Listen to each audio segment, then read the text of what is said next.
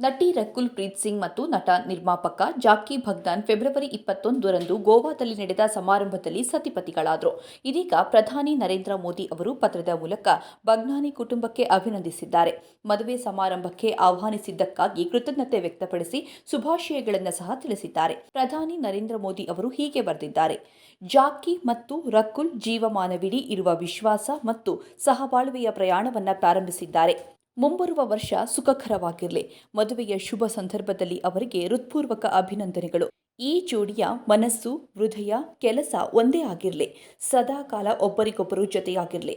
ಮದುವೆಗೆ ಕರೆದಿದ್ದಕ್ಕೆ ಧನ್ಯವಾದಗಳು. ಈ ಶುಭ ಸಂದರ್ಭದಲ್ಲಿ ಮತ್ತೊಮ್ಮೆ ನಾನು ಅಭಿನಂದನೆ ಮತ್ತು ಶುಭಾಶಯ ತಿಳಿಸುತ್ತೇನೆ ಎಂದು ಬರೆದಿದ್ದಾರೆ.